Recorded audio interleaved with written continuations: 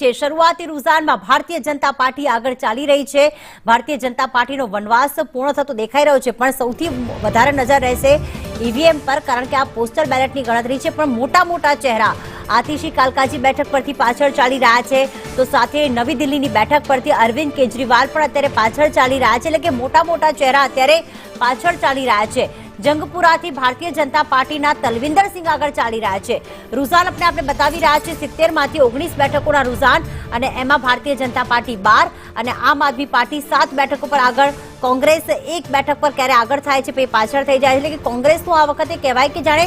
અસ્તિત્વ જ ન હોય। 2 ઇલેક્શનથી 0-0 બેઠક હતી, અને હવે ક્યાંક જે જંપલાવ્યું છે પ્રિયંકા ગાંધી, રાહુલ ગાંધી સાથે મલ્લિકાર્જુન ખડગે, હવે એનું પરિણામ મળે છે કે નહીં તે પણ જોવાનું રહેશે।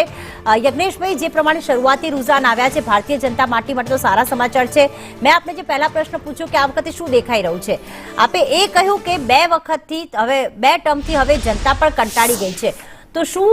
આમ આદમી પાર્ટીની હારને આપ વધુ મહત્વ આપો છો કે આપની જીતને? ભારતીય જનતા પાર્ટી કોણ હારે છે એની જોડે મહત્વ નથી, પરંતુ ભારતીય જનતા પાર્ટીના જે ઉમેદવારો છે એ જીતી અને સત્તાના માધ્યમથી પ્રજાની સેવા કરવી,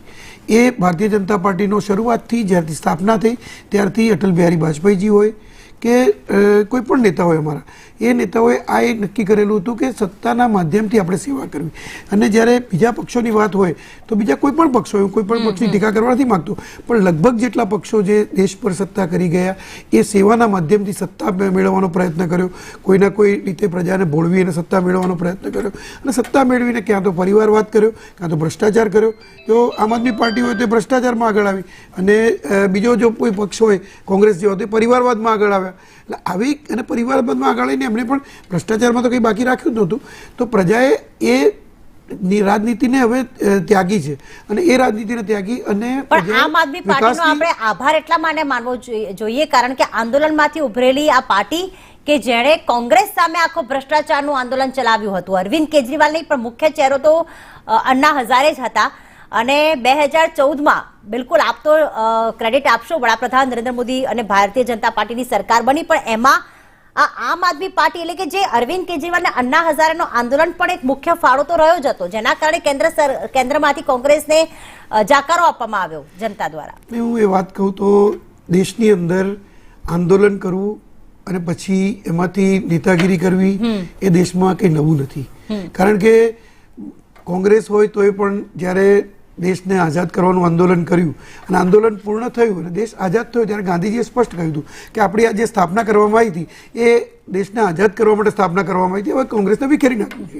પરંતુ નહીં, કોંગ્રેસનું જે શીર્ષસ્થ નેતૃત્વ હતું, જવાહરલાલ નહેરુ હતા અને બીજા ઘણા લોકો હતા, એ લોકોએ તો એને એ જે આંદોલનનો ફાયદો લઈ અને કેવી રીતે દેશ પર સત્તા મેળવવી એ પ્રયત્ન કરીને એમણે એ જ નીતિ બનાવી। આ જ નીતિ ઉપર બીજા બધા પક્ષો આગળ આવ્યા। ત્યારે ભારતીય જનતા પાર્ટી હોય કે જનસંઘ હોય, એમણે કોઈ આંદોલન નથી કર્યા, એમણે પ્રજાના પ્રશ્નો, પ્રજાની વાચા